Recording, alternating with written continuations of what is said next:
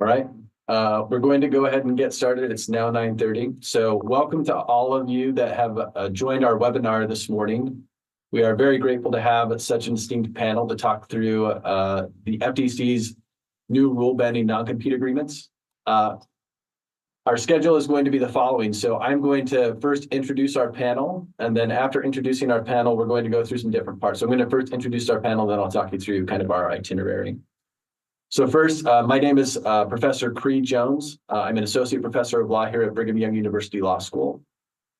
We all have joining with us Professor Daniel Crane, who's the Richard W. Poe Professor of Law at the University of Michigan.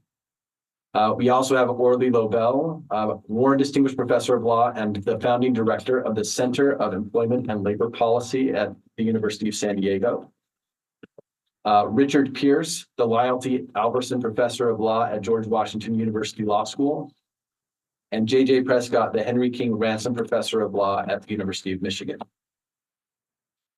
We have four parts that we're going to be talking about. We're going to begin by having Professor Crane give us an overview of the FTC rule banning non-competes, and then also talk about what the existing antitrust framework is that the FTC rule would be supplanting. After Professor Crane's remarks, we're going to then go to Professor Prescott to talk about some of his empirical work on the effect of non-compete agreements on labor markets.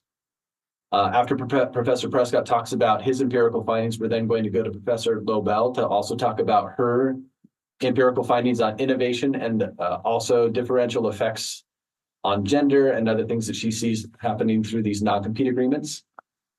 And then after Professor Lobel, we'll go to Professor Pierce. And Professor Pierce is going to then talk us through the likelihood that the FTC rule will be upheld in the pending litigation. After we get through those four pieces, we're going to be opening up the floor for questions from you all that have joined our webinar. So you should be able to see at the bottom of your Zoom screen a place to enter questions and on a Q&A tab. So if you would like to submit questions, we'll have then probably 20 to 25 minutes to field questions from the audience. All right, so with that, we'll go ahead and turn it over to Professor Crane to get us started. Well, good morning, and thanks, Cree, and thanks to BYU for inviting me to participate in this program. I'm really excited to be with you all today. So the FTC rule that we're talking about today is not yet in effect. It goes effect on, I think, September the 4th. And when it goes into effect, it'll have sort of two different tranches. Sort of the immediate effect of it will be to prohibit all employee covenants not to compete as to people who are not defined as senior executives of companies. As to senior executives, it'll only be prospective. So the existing contracts with covenants not to compete will not be invalid, but going forward, even those contracts with senior executives will not be enforceable to the extent that they prohibit an employee, a former employee, from competing for some period of time with their former employer.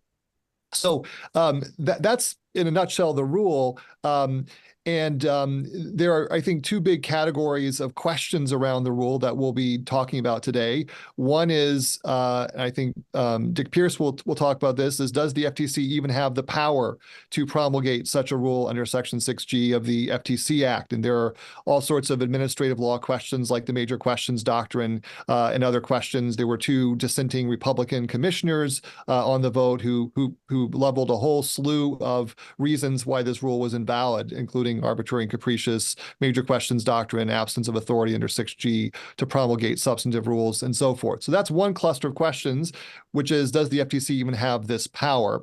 And a second cluster of questions is, assuming the FTC does have this power, is this rule good policy? That's also a contested question. I want to begin a little bit antecedent to those two questions, although my comments will bear on both those questions, asking the question that Professor Jones mentioned, which is, what does this rule actually replace? What is in effect today that this rule will be replacing? Now, it's often the case when you talk about a new rule that you have a situation where something is lawful today and the rule or the statute will make it unlawful tomorrow. So we go from unlawful to or from lawful to unlawful. The situation here is a little bit different because for about 600 years, The common law in the UK and imported in the United States has policed covenants not to compete, including employee covenants not to compete. The earliest cases were actually employee covenant not to compete cases.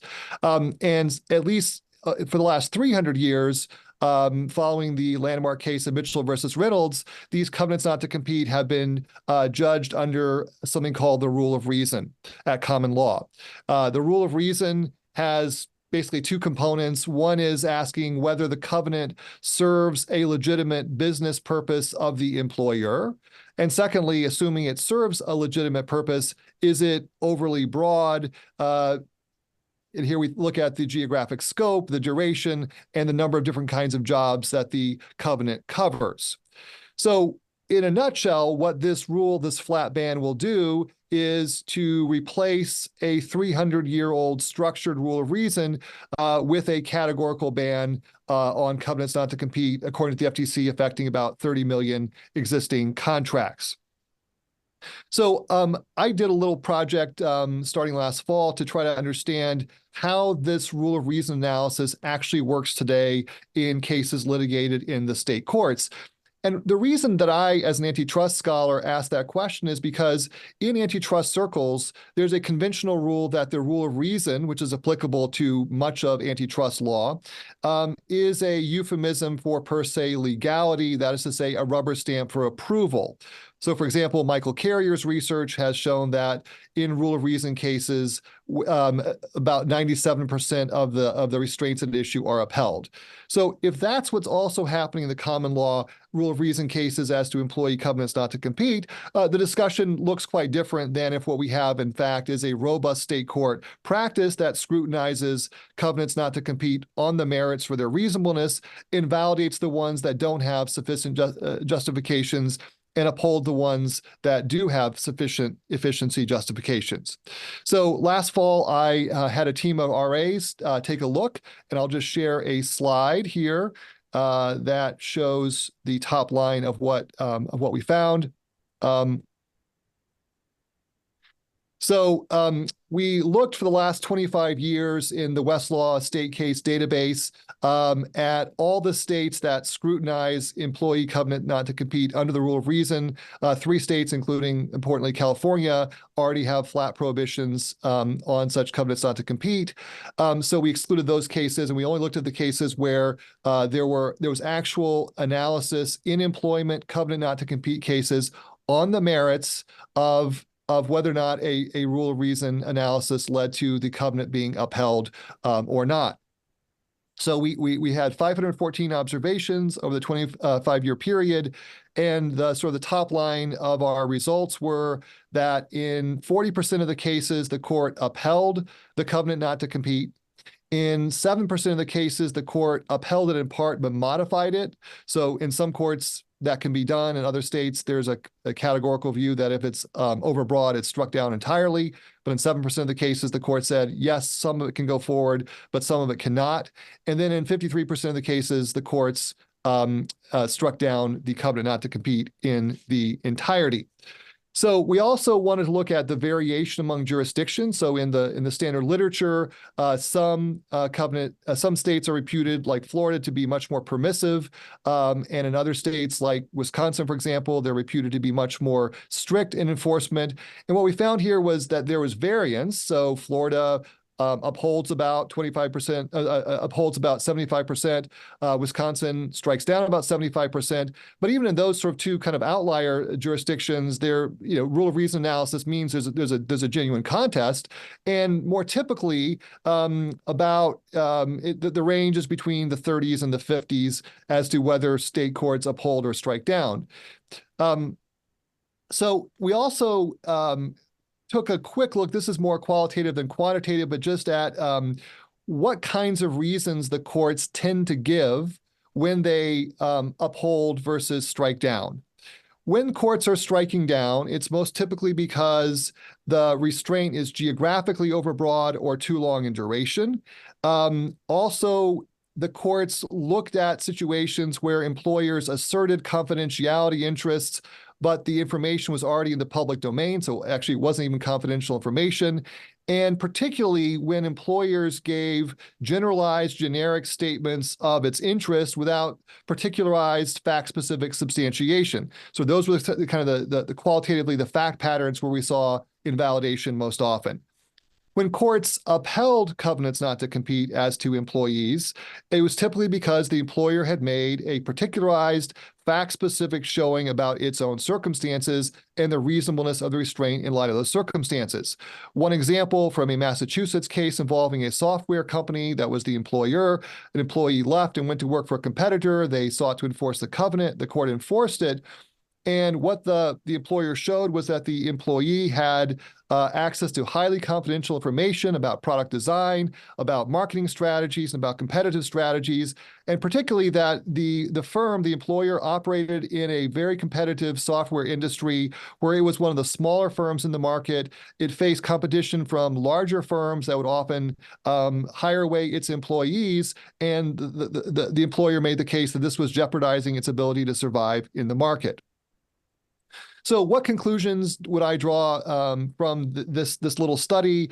It does seem that the common law rule of reason as to employee covenants not to compete is a genuine mode of analysis that invalidates or narrows significantly more covenants than it upholds, but it does uphold some covenants not to compete when they are demonstrated fact-specific efficiency justifications.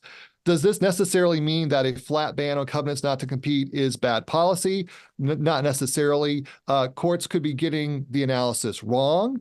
Even if they're getting it right in the litigated cases, the vast majority of cases, of course, are not litigated. There could be a selection issue here, and there also could be an interiorum effect in millions of cases that never see courts.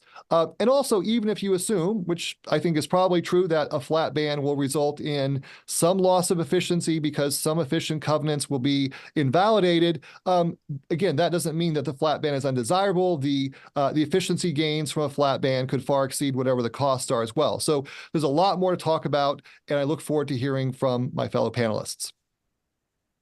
All right, thank you, Professor Crane. Professor Prescott.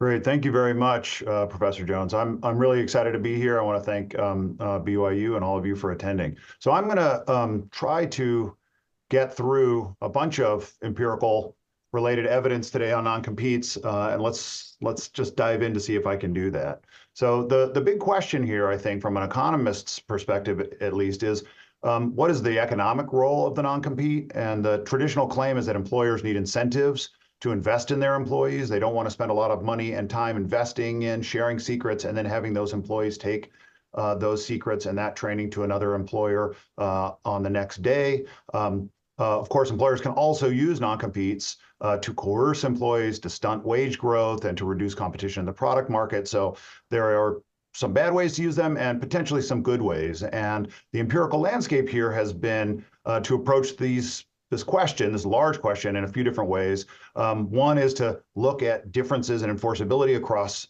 states and over time to try to understand the effects of reducing or increasing the enforceability of non-competes. There are also studies that focus on non-compete use, using surveys, but of course, when you just ask people or talk to people who have non-competes, it's hard to engage in reliable causal analysis.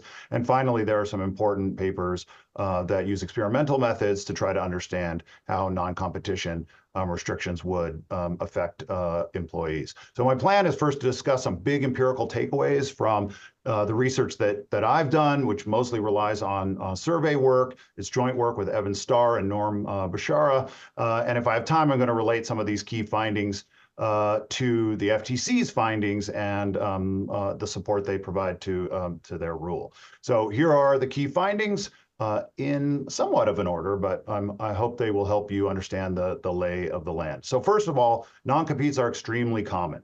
Roughly 18% of employees are estimated, roughly 1/5 are estimated to be bound by them right now in the US labor force, and almost 40% have signed one at some point. Workers are more likely to be bound in well-paid and high-tech positions, but they are also common among low-wage workers, and they are also common in non-enforcing states, which has raised some important questions about what is the role, how employers are using non-competes, and how employees think about them when they sign them and see them in their contracts. Key finding 2, non-competes are rarely negotiated, and employees likely receive little compensation or anything in return for signing them. So survey evidence tells us that there is very little negotiation. Employees mostly assume, or almost entirely assume, that that they have to sign them, and they'll just not be hired or be fired otherwise.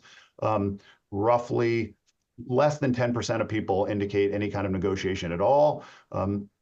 The fact that non-competes are used in non-enforcing states suggests that a lot of employees don't read their non-competes and lack awareness about the law. Otherwise, why would you throw them in there if you were an employer? Non-competes are often imposed after an employee accepts a job. Roughly 30%, according to survey evidence, suggests that you accept your job, and then on day one you're asked to sign a non-compete, which is likely to put a lot of pressure on you. Before you accept a job, when you just have a job offer, it might be that alternative employment opportunities serve as a check. And it does turn out that there's more likely to be negotiation if you are told you are likely to have to sign a non-compete, or you're going to have to sign a non-compete before you accept your job, or if you have alternative job opportunities. We also know that many would reconsider their job, they tell us, if they knew ex ante about their non-compete. 50% of employees report believing they received nothing for signing a non-compete. So they're not receiving much, or many of them believe they're not receiving much. And also, there are many employees who do not know when they have signed a non-compete. Our survey evidence indicates that 8% of people find out that they actually signed a non-compete or agreed to one at some earlier point without even knowing it. So what about the evidence on consequences? What do we know about the effects of these things? Well, there are mixed findings on wages, training, information sharing, and job satisfaction. In our survey, there's no strong correlation between non-compete use, so the use of non-competes, and outcomes, but this overall finding is likely to hide different experiences by groups. And if you dig down, you find out that negotiated non-competes their use correlate with better outcomes, higher wages, and more training, and that non-competes with notice and to employees who have outside offers also correlate with better outcomes. But non-competes that are more coercive, that are foisted on people on day one when they've already turned down their other job offers, are correlated with worse outcomes. So the main takeaway from this evidence is that there might be, when there are competitive conditions present, some upsides to non-competes, and maybe solving some hold of some economic problem of investment that employers face. But the survey evidence also suggests that that's likely to be happening among high-paid technical employees that fall into the senior executive ranks, most likely, and not low-wage workers. Non-competes also clearly seem to reduce employee mobility and cause redirection to other industries. If people are investing in and learning more about their occupation or industry, it seems like this is an inefficient thing to happen. Non-competes are associated strongly, and there's also causal evidence suggesting that non-competes lead to longer tenure. Non-competes are also associated, as I say, with people moving industries, presumably to avoid not being able to continue in their own industry. Effects here are not obviously related to enforceability. So we see this longer tenure and redirection to other industries, even in states where the non-compete they're signing cannot be enforced in court.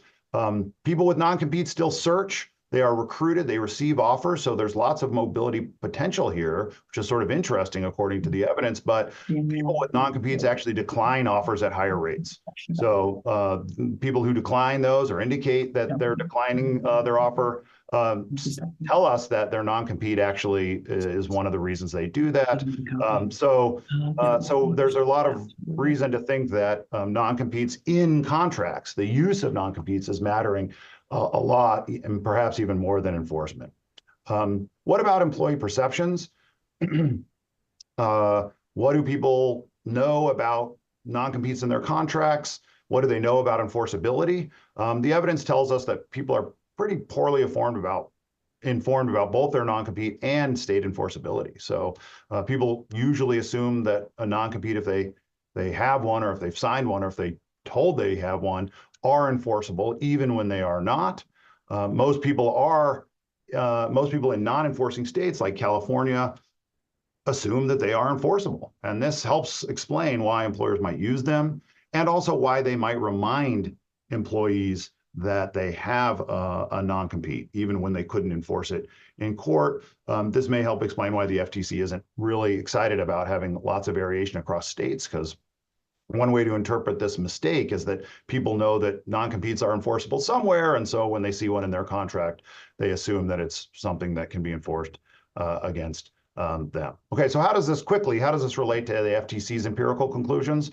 Well, the FTC finds in its final rule that non-competes are facially unfair conduct with respect to non-senior employees.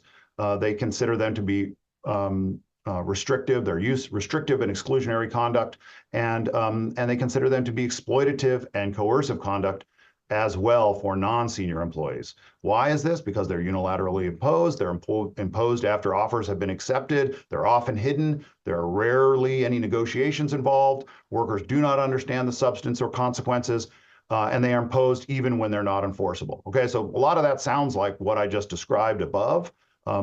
And this all came through in the comments the FTC also received to their rule.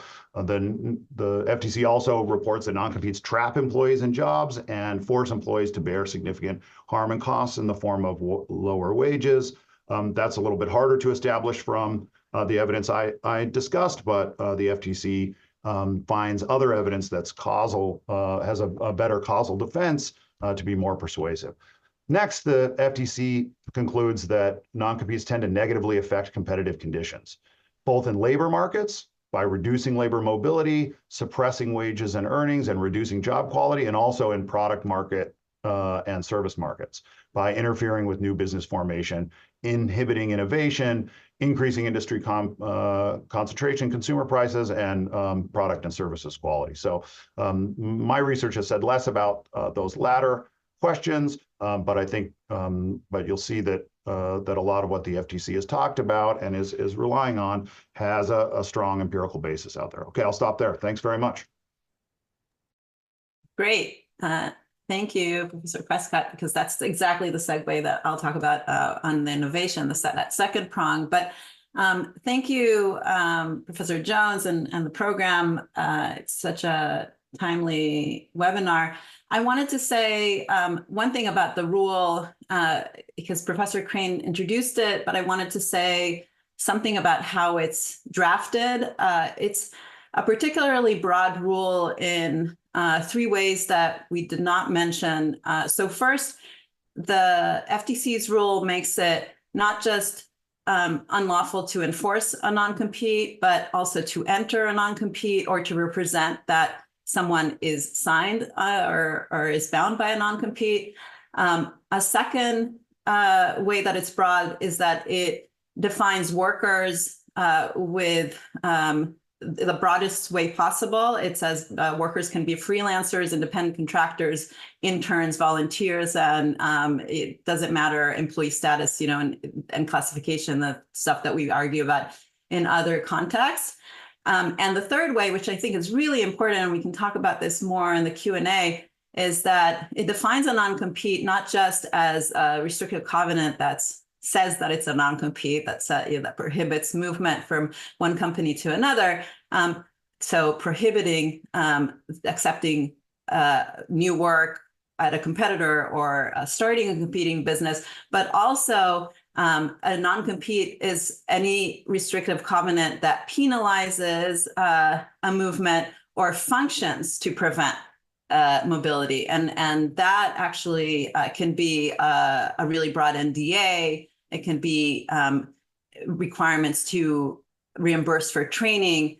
So or it can be non-solicitation clauses, lots of different clauses, restrictive covenants that we've seen appear as boilerplate clauses that appear, again, even in places that clearly don't enforce non-competes. Although, like Prescott said, we have non-competes appearing directly even in states like California who have never enforced non-competes. Okay, so on the innovation side, I think it's really important to draw on all this critical mass of empirical research that we've had popping up in recent years, because for decades, for centuries, non-competes have been thought of as kind of like a problem for just workers, a labor versus business issue. And indeed, as Professor Prescott said, they do suppress mobility and suppress wages. They do have harms on the workers that sign them. But non-competes is not simply an employee tool. It's kind of, I think about it as human capital policy that's at the intersection of employment law, antitrust law, contract law, and intellectual property law. So it really is kind of has been functioning to expand the world of the knowledge that is policed, that is constrained, that doesn't flow, the talent, the experience, the potential for creativity and innovation in ways that intellectual property proper has not allowed. So kind of expanding the world of patent law and trade secrecy to define kind of like the whole kind of cognitive capital as owned and proprietary in some way. And so when we look at the research, as Professor Prescott said, there's many different methodologies. We do have these natural experiments with the state variation that has been around for a long time. We have strong evidence that entrepreneurial activities are much stronger when non-competes are non-enforced or low enforced. There's weak enforcement of them in states. So much more new entry into markets.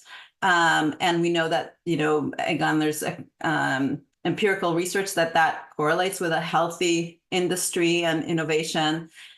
We have evidence that there is higher patenting activity in states with low enforcement. There are a lot of evidence about richer talent pools that come with low enforcement states, and that has to do both with kind of non-enforcing non-competes in itself, so that people don't leave the industry, as Professor Prescott mentioned, but it also has to do with the state variation. So we have evidence that there is a brain gain story with low enforcement states where they manage to recruit the best talent, the most experienced kind of star inventors from states that do enforce non-competes. And that makes sense, intuitively. If you're somebody that has the potential and kind of the skills to get a lot of offers, and you think that you're going to be valued for your talent, it's worth moving to a state like California and putting your weight there and being free to then, kind of jump ship or start something on your own.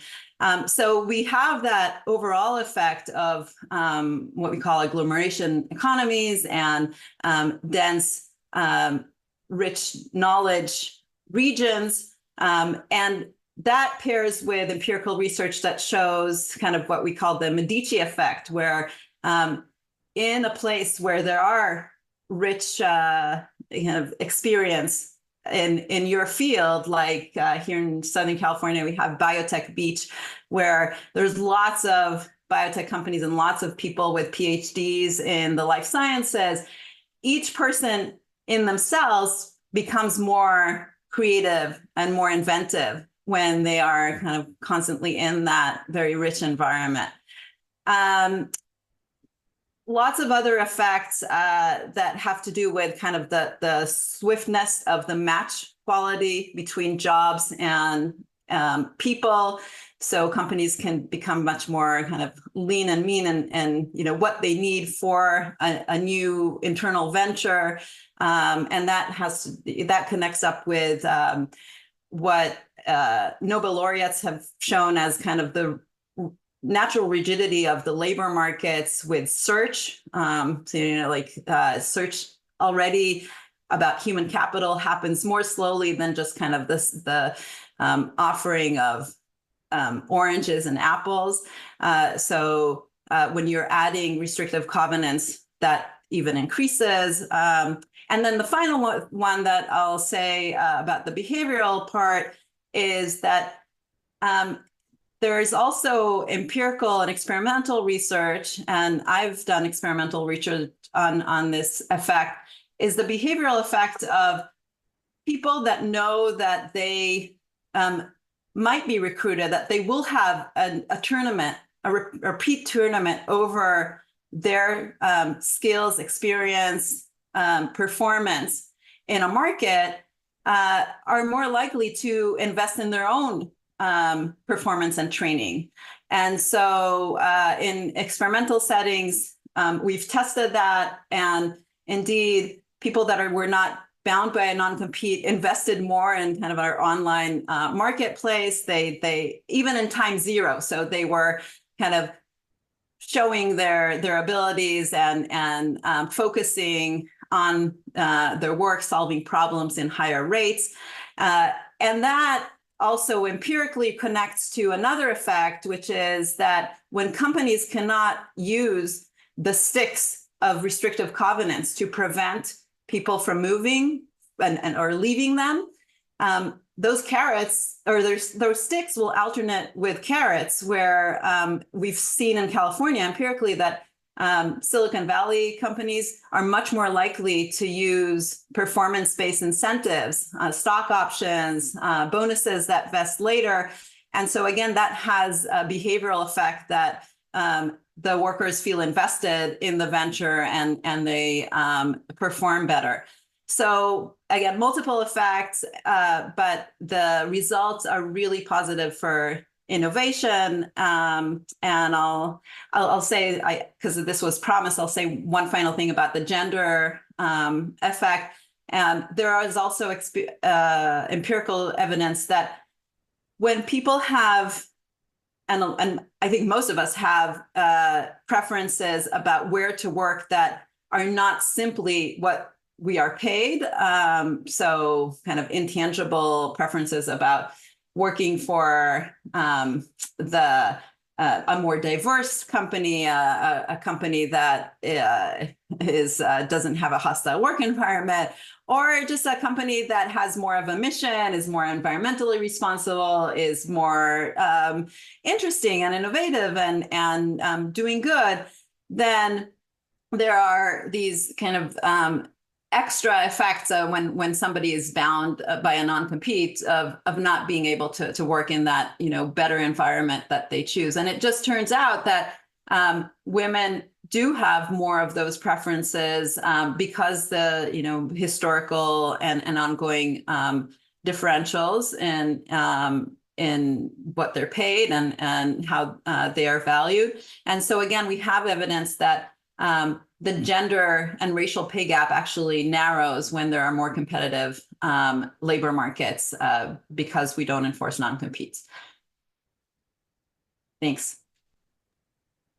All right. Well, I guess I'm up, and I want to. Well, Cree, I think, is going to start by giving us a feel for what the current legal situation is. Yeah, that's right. So I just wanted to before Professor Pierce talks us through the administrative law dimension, I just wanted to highlight that there have been 3 cases that have been filed challenging the FTC ruling, one in the Eastern District of Texas, one in the Northern District of Texas, and one in the Eastern District of Pennsylvania. And in the Eastern District of Texas, that filing was tabled pending briefing in the Northern District of Texas, and we're expecting a ruling on the preliminary injunction sometime before July 3rd. And then in the Eastern District of Pennsylvania, they're expecting a decision on the preliminary injunction sometime before July 23rd. So these are very much active legal challenges that the FTC rule is facing. And so we're going to turn it over to Professor Pierce to talk us through what those challenges might look like and his predictions on how those legal questions might be resolved. Thanks, Cree. And I want to thank both you and BYU for putting on this program. I think it's a very important program. So I want to follow that up, however, by putting a hell of a lot of rain on the parade. There is zero chance that this rule will be upheld in the courts. the FTC relies entirely on a very brief reference to the power to make rules that's buried in a very lengthy section of the FTC Act that deals primarily with procedures for conducting investigations. It's contained in that brief reference is contained in a sentence in which the power is coupled with the power to classify corporations. For 48 years, this act was passed in 1914, of course. For 48 years, the FTC consistently told both Congress and the courts that it does not have the power to issue substantive rules to define either unfair or deceptive acts or practice or unfair methods of competition. It consistently testified both in court and in Congress that the brief reference to rulemaking power in the FTC Act refers only to the power to make procedural rules. Then we get the surprise in 1973 when Judge Wright of the DC Circuit holds that the FTC has the power to issue rules to define UDAP. That's the unfair, deceptive act or practices prong of the FTC Act. That opinion is based on what can only be characterized charitably as the wishful thinking approach to statutory interpretation. Judge Wright went on at great length to describe all of the advantages of rulemaking, and completely true.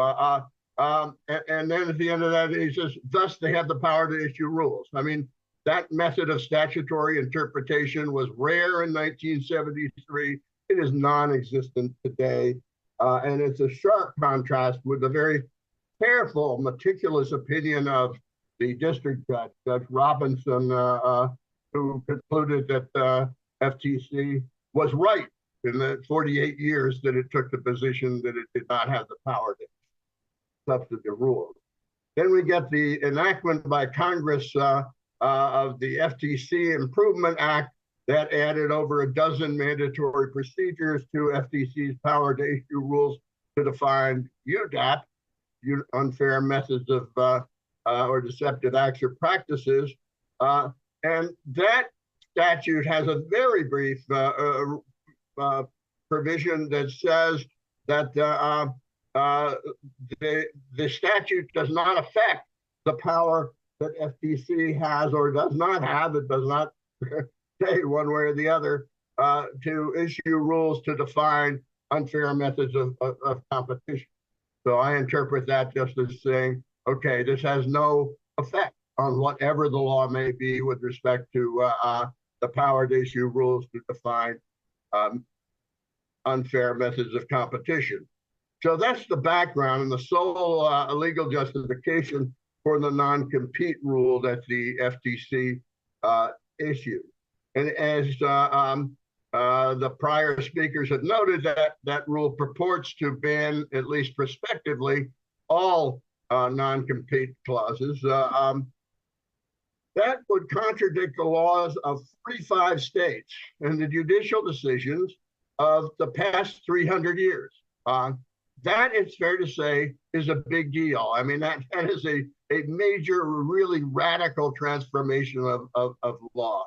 And when an agency engages in a really radical transformation of law, courts look with particular care at the basis for the exercise of power and at the reasoning that the agency uses in the process of getting there. And they're quite reluctant to uphold such a major change unless there's really extraordinarily powerful support. I'm not a big fan of the major questions doctrine. If you acknowledge the existence of that doctrine, there is no better case for it than this.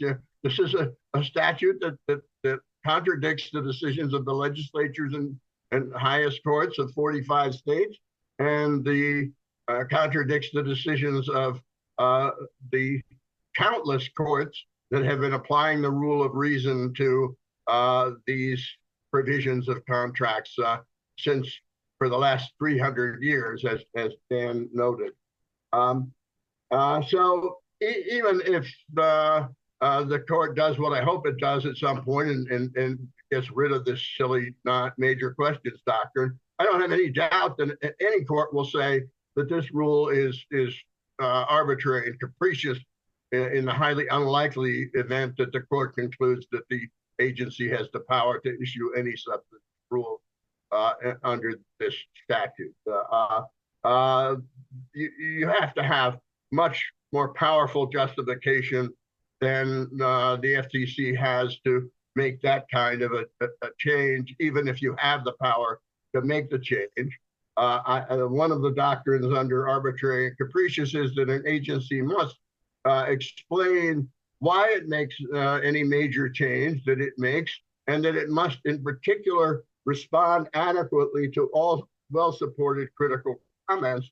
And as JJ noted, there are mixed studies, studies with a wide variety of conflicting findings about the effects of non-compete clauses in contracts applicable to high-wage, high-skilled people.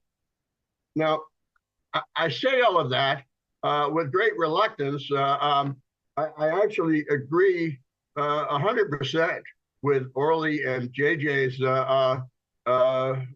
analysis of the effects of non-competes, even in the context of high-skilled, high-wage employees.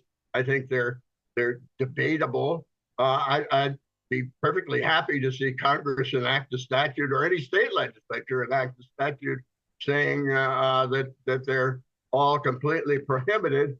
I think it's a shame that the FTC took this blatantly unlawful route to try and address non-compete clauses, because I do think that they're generally quite bad in their effects. And I know that the FTC could have issued a general statement of policy in which it laid out all of the evidence that JJ and Orly refer to about the adverse effects of non-competes, and then said that as a matter of general policy, non-competes, at least contained in contracts applicable to low-skilled, low-wage employees, are unfair methods of competition, and announcing that it would then take enforcement actions against firms that include non-compete clauses in contracts applicable to low-wage, low-skilled employees. And if it had taken that course of action, it would have achieved a high proportion, at least, of the benefits that Orly and JJ ascribe to the rule. It's just a shame that the FTC squandered a whole lot of valuable, scarce resources on a totally unlawful approach, when it could have taken a lawful approach that would have had almost as much beneficial effect as this blatantly unlawful approach.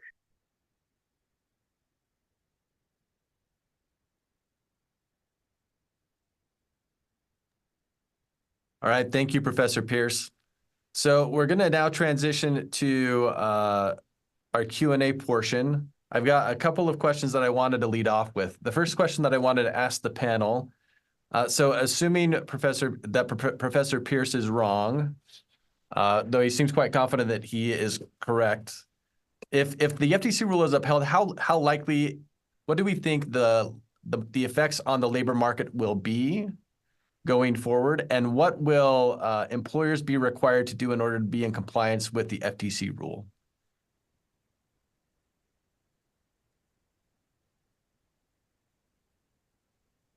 So Orly, or Professor Lobel, I saw that you came off mute. Would you like to lead off on discussing this? So first of all, if anybody's interested, the FTC did do a lot of work on explaining what they predict the effects are. So the final rule is, I think, 100 pages long, and it has a lot of numbers on wage effects and beyond wage effects, the effects, for example, in the healthcare sector. It crunched numbers, and it predicts that healthcare costs will go down with this national ban on non-competes because there's going to be more competition over healthcare professionals. And so new clinics, new entry, and just more competition over patients in an effective way, which will really benefit the market at large.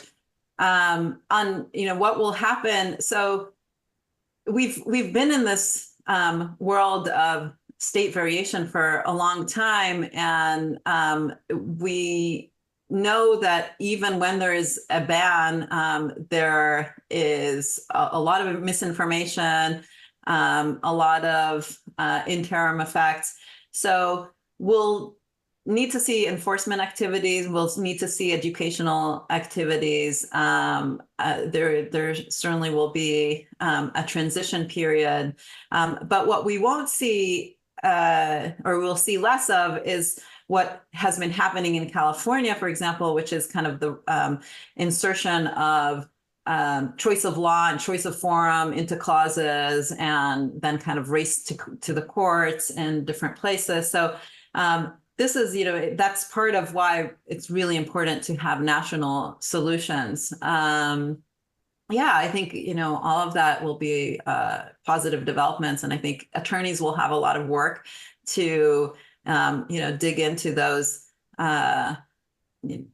boilerplate contracts, employment contracts, and revise them. I'll jump in and just say that I think there's going to be a certain amount of innovation here too. So the FTC invites employers to try to protect their IP and their training expenses and other investments in employees using more narrowly tailored approaches. And I suspect what works, of course, something describing itself as a non-compete might no longer be there, but there'll be other types of clauses that may have many of the same consequences, and what counts as effectively a non-compete will need to be litigated. And one would think that that the effects might not be as strong as the FTC predicts once those kinds of adjustments are taken into account.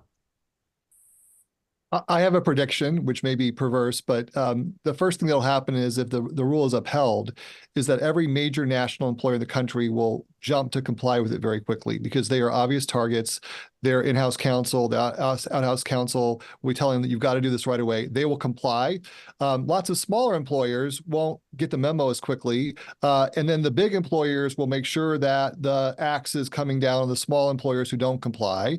And, what effect that will have on product and service market competition remains to be seen. But there is a resources question here, which is, big, powerful national firms will comply, and then they will see to it that the smaller competitors who aren't complying will feel the consequences. And Professor Crane, can you say a bit more about what those consequences would be if for a small firm that fails to comply under the way that the rule has been written? Right. So as I understand it, the only one who can enforce the FTC Act is the FTC. There's no private enforcement. There's no state enforcement of the FTC Act. So the FTC will have to come after them. As far as I know, the FTC does not have the power to fine companies under this rule, even if it's upheld. So it would be injunctive, it'd be prospective, but that could certainly be very costly to especially smaller firms who have to litigate and have reputational consequences of having the FTC come after them. Yeah, Just to add that I agree completely with Dan's analysis on that. In the highly unlikely event that the rule is upheld, all the big firms will immediately comply, and eventually the smaller firms will come around for a variety of reasons. But the reputational effect of being in the headlines of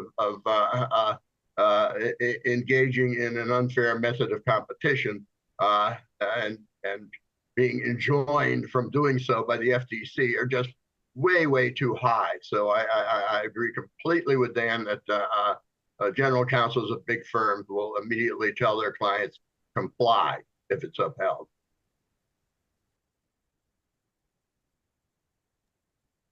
Thank you all for those responses. The second question that I wanted to ask is, let's take the opposite tack and assume that assume that Professor Pierce is correct and the FTC rule is struck down, how should either the US Congress or states respond going forward in the way that they're regulating non-compete agreements?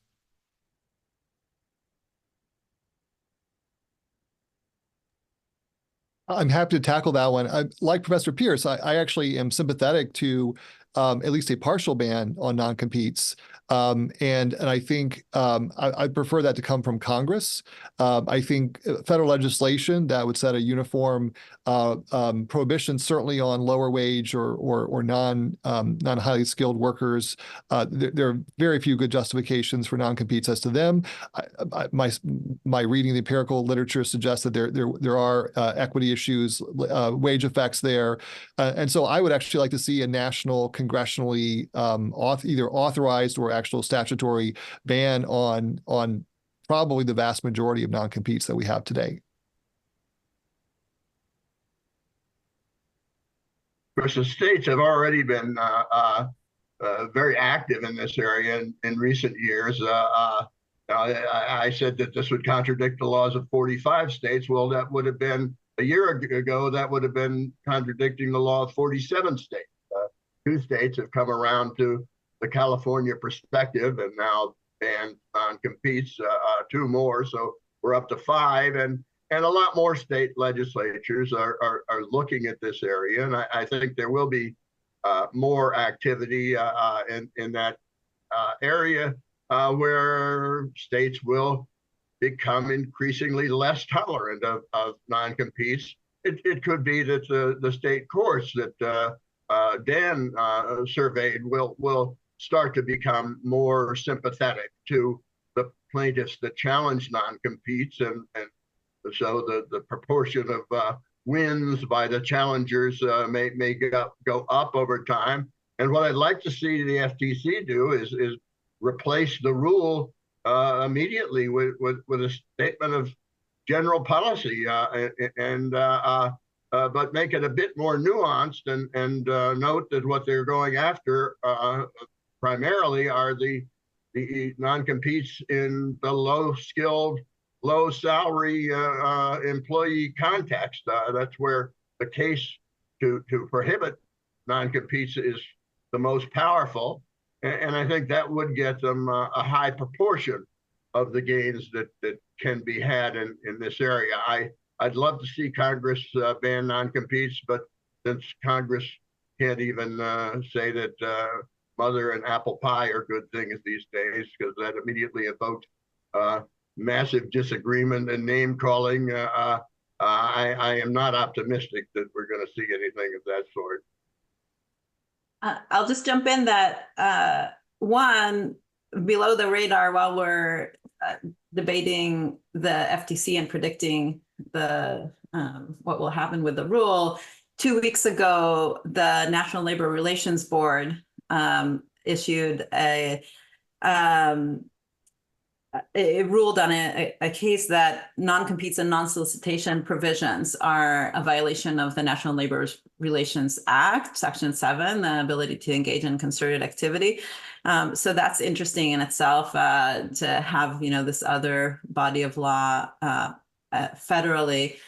And Professor Pierce mentioned, a few states that were moving all the way to California, but there've been a couple of dozen states that have made changes in their non-compete laws.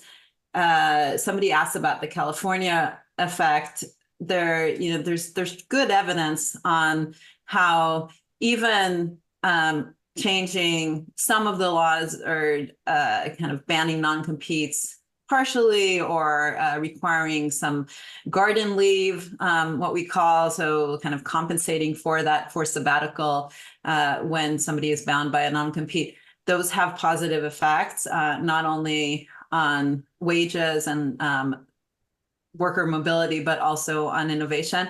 And then I'll just say, again, emphasize that I'm just not in agreement with Professor Pierce that the strongest empirical evidence is on the low wage market. That's why I mentioned physicians and, healthcare costs.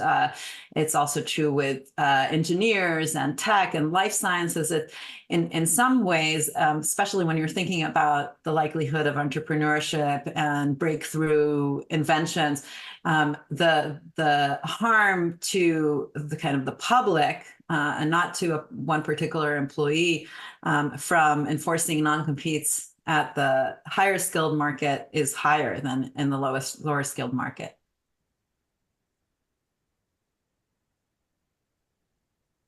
All right, thank you. I think we may have time for one, maybe two more questions. So I wanted to pose a question that came from Scott Smith. All right, so his question is, are there workarounds to prevent employee mobility that don't qualify as non-compete clauses? All right, so under the rule of the FTC, so Professor LaBelle, I know that you mentioned some of these, non-solicitation agreements, non-disclosure agreements. Are those also going to be susceptible to the FTC rule if the FTC rule was upheld? And maybe you could also talk about how maybe the states have tried to address these other alternative provisions that can also inhibit labor mobility. And don't forget training repayment agreements too. Yeah.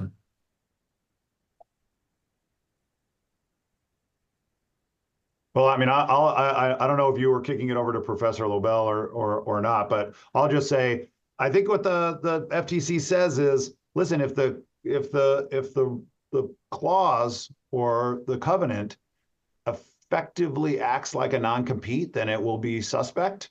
And if it doesn't do that, and if it doesn't have those kinds of effects, and those are the kinds of effects that I mentioned before that the FTC seem to care about in its empirical review, whether they're coercive and whether or not they are disrupting competition in the same sort of way, then in theory they're okay. So they explicitly address all those clauses and say, listen, we're not saying you can't use those. In fact, we urge you to use those properly to protect your investments. Just make sure to not use them in a way that winds up mimicking or having the same effect as a non-compete. Because if you wind up doing that, then we'll call it what it is and say it's actually a non-compete. So I think there's a lot of uncertainty there with what's likely to happen. I'll mention that in California, we saw about a decade ago these lateral rather than the vertical non-competes. We saw horizontal, do not touch, do not hire our employees among tech giants like Apple and Google and Pixar were all kind of in on this to try to circumvent our non-compete prohibition. And the federal antitrust division said that's per se unlawful under our antitrust laws. So that's not definitely not a solution.